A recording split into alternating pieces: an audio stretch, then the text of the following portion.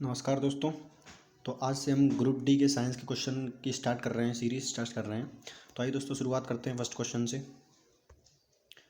पहला क्वेश्चन है कि हमारे शरीर की हड्डियों में कौन सा ऊतक पाया जाता है। तो दोस्तों हमारे शरीर की जो हड्डियां हैं उनमें संयोजी ऊतक पाया जाता है। कौन सा ऊतक पाया जाता है? संयोजी ऊतक। ठीक है दोस्तों, आइए बढ़ते हैं अगले क्वेश्चन की तरफ। पहला क्वेश्चन है कि निम्नलिखित में से कौन सा कोशिकांग केवल पशु कोशिका में पाया जाता है। तो दोस्तों ये पाया जाता है लाइसोसोम। क्या? लाइसोसोम। बाकी गोल्जी का बॉडी, राइबोसोम और सेंट्रोसोम मनुष्य तथा जो पेड़ पौधे हैं उन दोनों में पाया जाता है। ठीक है दोस्तों, आइए बढ़ते हैं अगले क्वेश्चन की तरफ। अगला क्वेश्चन है कि निम्नलिखित में से संयोजी ऊतक नहीं है। दोस्तों दे याद रखना, उपास्थि एक संयोजी ऊतक है, रक्त भी एक संयोजी ऊतक है, अस्थि भी एक संयोजी ऊतक है, लेकिन तंत्र का तंत्र एक संयोजी ऊतक नहीं है। ठीक है दोस्तों, अब बढ़ते हैं अगले क्वेश्चन की तरफ। अगला क्वेश्चन है रक्त और हड्डियों में डैश के उदाहरण है। दोस्तों रक्त और हड्डियां किसके उदाहरण है? संयोजी ऊतक के उदाहरण। किसके उदाहरण है? संयोजी ऊतक के उदाहरण है।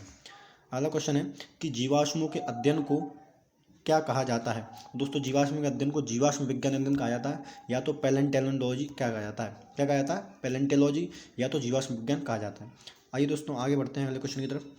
अगला क्वेश्चन है एक संयोजी ऊतक है। तो दोस्तों याद रखना, रक्त क्या है? एक संयोजी ऊतक है। क्या है? रक्त क्या है? एक संयोजी ऊतक है। और संयोजी ऊतक के उदाहरण बोलूँ तो अस्थि भी एक संयोजी ऊतक है, उपास्थि भी एक संयोजी ऊतक है, तथा ब्लड भी एक क्या है? एक संयोजी ऊतक है। ठीक है दोस्तों, बढ़ते हैं अगले क्वेश्चन की तरफ। अगला क्वेश्चन है हमारे शरीर में कई अंग हैं, निम्नलिखित में कौन सा अंग सबसे बड़ा है। तो दोस्तों याद रखना, त्वचा। त्वचा सबसे बड़ा क्या है? अंग है। क्या है? त्वचा सबसे बड़ा अंग है। ठीक है दोस्तों, अब बढ़ते हैं अगले क्वेश्चन की तरफ। अगला क्वेश्चन है त्वचा के नीचे और आंतरिक अंगों के बीच डैश ऊतक पाया जाता है। तो याद रखना दोस्तों, त्वचा और आंतरिक अंगों के बीच वसी ऊतक पाया जाता है। कौन सा ऊतक पाया जाता है? वसी ऊतक पाया जाता है। ठीक है दोस्तों, अब बढ़ते हैं अगले क्वेश्चन की तरफ कि निम्नलिखित में से कौन सा एक संयोजी ऊतक है। देखिए दोस्तों, बात करूँ तो हड्डी क्या है? एक संयोजी ऊतक है। ठीक है दोस्तों, ना ही त्वचा से एक संयोजी ऊतक है, ना ही ऊतक की छाल और ना ही संवेदी मंडल। यही हड्डी क्या हो जाएगा हमारा आंसर। ठीक है दोस्तों, अब बढ़ते हैं अगले क्वेश्चन की तरफ।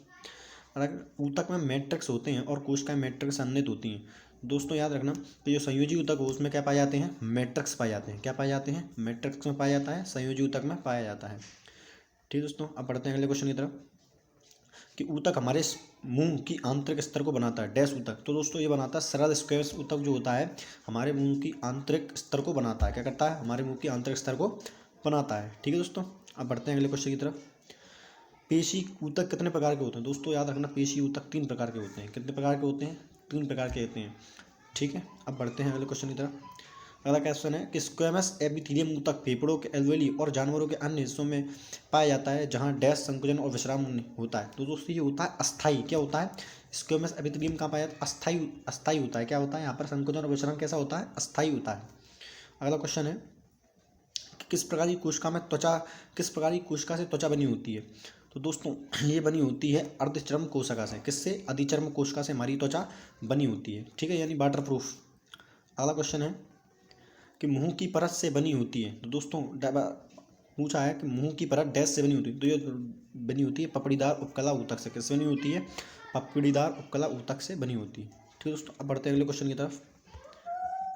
ठीक है दोस्तों, आज ये 15 क्वेश्चन